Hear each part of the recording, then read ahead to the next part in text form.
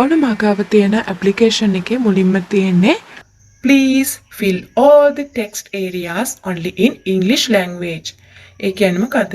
Please fill all the text areas only in English language කියන්නේ කරුණාකරලා සියලුම තොරතුරු ඉංග්‍රීසි භාෂාවෙන් පමණක් පිරවිය යුතුයි කියලා.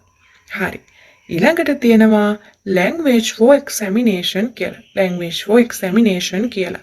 ඒ කියන්නේ විභාගයට පෙනී සිටින භාෂා මාධ්‍ය තමයි මේ අහන්නේ.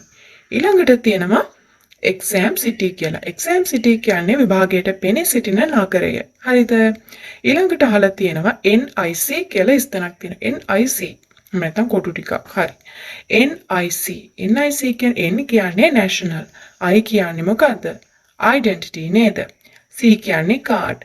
NIC national identity card.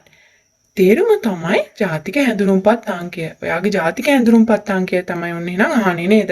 ඔයාගේ ඇප්ලිකේෂන් එකෙත් එහෙනම් NIC කියලා තිබුණොත් අහන්නේ ජාතික හැඳුනුම්පත් අංකය. national identity card එක නේද? card එක. හරි. එතකොට ඊළඟ එක තමයි salutation. salutation කියන්නේ ආමන්ත්‍රණය. ඒ කියන්නේ ඔයාට කියන්න ඕන මිස් කියලාද ආමන්ත්‍රණය කරන්න ඕන මිස්ටර් කියලාද මිසිස් කියලාද? හරි. මම මේ වගේ අවස්ථාවන් භාවිතා වන තැන් මොනවද කියලා වෙනම වීඩියෝ එකක් කරලා තියෙනවා. ඒ වීඩියෝ එක බැලුවේ නැත්නම් ගිහින් බලලා අවබෝධයක් ගන්න පුළුවන්. එතකොට salutation කිව්වේ ආමන්ත්‍රණය වට කියන්න ඕන මිස් කියලාද මිස්ටර් කියලාද මිසිස් කියලාද කියලා. හරිද? එතකොට ඊළඟට තියෙනවා name with initials කියලා. name with initials. මොකද name with initials කියන්නේ?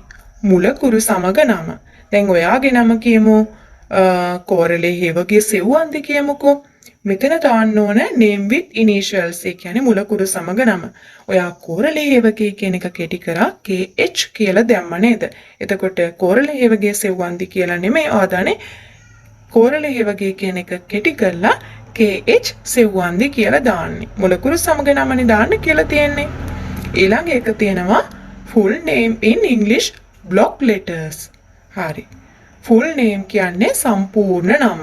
දැන් සම්පූර්ණ නම කියන්නේ දැන් කලින් කිව්වනේ name with initials එකේ KH කියලා නේද? කෝරළේ හේවගේ කියන එක. දැන් මෙතන full name නේ. එහෙනම් ඔයා ලියන්න ඕනේ අන්නේ KH කියන එකේ තේරුම. කියන්නේ කෝරළේ හේවගේ සෙව්වන්දි වාසනා කියලා තියෙනවා. සෙව්වන්දි වාසනා කෝරළේ හේවගේ සෙව්වන්දි වාසනා. එතකොට සම්පූර්ණ නම ලියන්න ඕන full name එක. ඒක ලියන්න ඕන මෙහෙම full name in English block letters කියලා තියෙනවා. මගේ ඇප්ලිකේෂන් එකේ එහෙම තියෙනවා full name in English block letters. ඒ කියන්නේ සම්පූර්ණ නම ඉංග්‍රීසි කැපිටල් අකුරු වලින් තමයි ලියන්න ඕන. block letters වලින් කැපිටල් අකුරු වලින් තමයි ලියන්න ඕන. ඊළඟට ඔන්න තියෙනවා permanent address කියලා. permanent address කියලා තියෙනම නම් ඒ අහන්නේ ඔයාගේ ස්ථිර ලිපිනය. ඔයාගේ ස්ථිර ලිපිනය තමයි permanent address කියලා එකෙන් අහන්නේ. ඔන්න එහෙනම් permanent address කියන්නේ ස්ථිර ලිපිනය. ස්ථිර ලිපිනය. ඊළඟට යාලා අහලා තියෙනවා current address කියලා. current address කියන්නේ වර්තමාන ලිපිනය. ඔයා දැන් වර්තමානයේ දැන් ඉන්න තැන ලිපිනය තමයි එයාලා අහලා තියෙන්නේ නේද? current address. ඊළඟට අහලා තියෙනවා divisional secretariat division කියලා. divisional secretariat division කියලා එයාලා අහලා තියෙනවා. ඒ අහලා තියෙන්නේ මොකද්ද? ප්‍රාදේශීය ලේකම් කොට්ටාසය කියලා නේද? එතකොට අපි ලියන්න ඕන අපේ ප්‍රාදේශීය ලේකම් කොට්ටාසය තමයි ඉස්තැනට ලියන්න ඕන. ප්‍රාදේශීය ලේකම් කොට්ටාසය මොකද්ද කියලා අහලා තියෙන්නේ. divisional secretariat division කියලා අහලා තියෙන්නේ. එතකොට ප්‍රාදේශීය ලේකම් කොට්ටාසය. ඔයාගේ ප්‍රාදේශීය ලේකම් කොට්ටාසය මොකද්ද කියලා. හරි. එතකොට ඊළඟ එකට තියෙනවා permanent residential district කියලා. ඒ කියන්නේ permanent කියන්නේ ස්ථිර residential district يعني ස්ථිර පදිංචි දිස්ත්‍රික්කය. ඔයාගේ ස්ථිර පදිංචි දිස්ත්‍රික්කය අපි කියමු කොළඹද මාතරද ගාල්ලද නේද? ඒ විදිහට ඔයාගේ ස්ථිර පදිංචි දිස්ත්‍රික්කය තමයි දාන්න තියෙන්නේ. permanent residential district. හරි. ඊළඟ එක gender. gender කියලා අහලා තියෙනවා. මොකද්ද gender කියලා කියන්නේ? ස්ත්‍රී පුරුෂ භාවය. හරි. එතකොට දාන්න ඕන ඔයා ගෑනු කෙනෙක් නම් ඔයා දාන්න ඕන female කියලා නේද? ඔයා පිරිමි කෙනෙක් නම් ඔයා එතනට දාන්න ඕන හිස්තැන පුරවන්න ඕන male කියලා නේද? පිරිමි කෙනෙක් නම් male කියලා ලියන්න. ගැහැණු කෙනෙක් නම් female කියලා ලියන්න. ඔයා මගේ channel එකට තාමත් subscribe කරලා නැද්ද? අමතක වුණාද? නැත්නම් මගේ channel එකට අලුත් කෙනෙක්ද? ඉතින් අමතක නොකර මේ දැම්මම subscribe කරලා තියාගන්න channel එක. මේ වගේම අලුත් videos තවත් බලන්න කැමති නම්. ඔන්න ඊළඟට මේ application එකේ අහලා තියෙනවා date of birth. date of birth කියන්නේ උපන් දිනේ.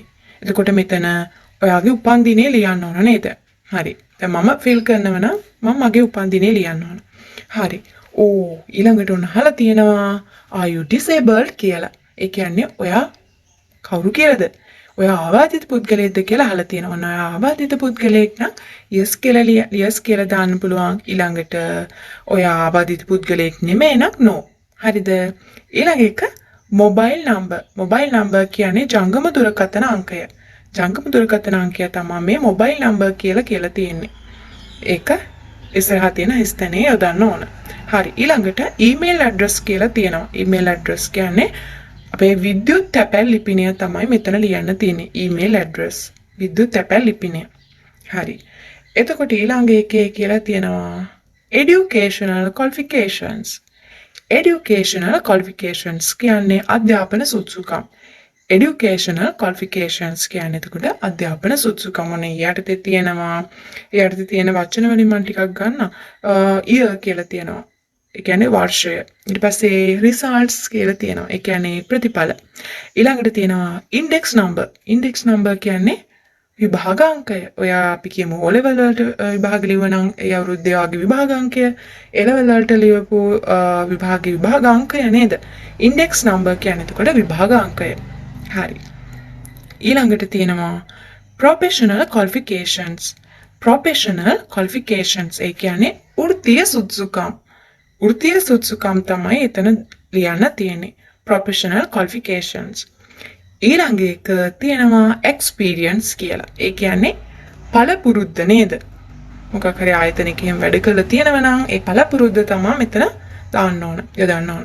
experience කියලා තියෙන මෙතන පළපුරුද්ද. හරි. ඊළඟට තියෙනවා ඔන්න අහලා තියෙනවා have you been punished by a court for any criminal offense? ඒ කියන්නේ මොකද්ද? ඔයා කවර හෝ ඒ කියන්නේ වරදකට උසාවියෙන් දඬුවම් ලබලා තියෙනවද කියලා අහන්නේ. කියන්නේ කවර හෝ සාපරාධී වරදක් සම්බන්ධයෙන් උසාවියෙන් දඬුවම් කරලා තියෙනවද කියලා තමයි අහන්නේ. ලබලා තියෙනවද කියලා තමයි අහන්නේ. Have you been punished by a court for any criminal offense කියලා අහලා තියෙනවා. දැන් ඔයා එහෙම දඬුවම් ලබලා තියෙනවා නම් උසාවියෙන් මොන හරි වරදකට yes කියලා දාන්න. ලබලා නැත්නම් එහෙම වරදකට දඬුවම් no කියලා දාන්න. ඔන්න තවත් ඇප්ලිකේෂන් එකකින් ගත්ත මම ස්ටුඩන්ට්ස් ට්‍රස්ට් කියලා තිබුණ එකේ ඒක ගත්තා. ඔයාලට ඒකේ තේරුමත් ඕන වේවි කියලා. ස්ටුඩන්ට්ස් ට්‍රස්ට් කියන්නේ ශිෂ්‍යයාගේ බාරකරු එමෙත ශිෂ්‍යාවගේ බාරකරු. හරි. එතකොට ස්ටුඩන්ට් කියන එකට අපොස්ට්‍රොෆි s ඒ කියන්නේ ගේ කියන්නේ. හරිද? එතකොට අයිති හංගවන්න නේද? ශිෂ්‍යාවගේ එමෙත ශිෂ්‍යයාගේ බාරකරු. හරි. කවුද මෙතන අහලා තියෙන ඊට පස්සේ නම name එයාගේ නම නේද? බාරකරුගේ නම. ඊට පස්සේ relationship යත් එක්ක තියෙන ඥාතිත්වය. තාත්තද අම්මද නේද? father mother එහෙම ඥාතිත්වය එතන දාන්න තියෙනවා. ඊට පස්සේ contact number යටතේම තියෙනවා contact number. ඒ කියන්නේ මේ බාරකරුව සම්බන්ධ කරගන්න පුළුවන් දුරකථන අංකයක් තමයි මේ අහන්නේ contact number කියලා.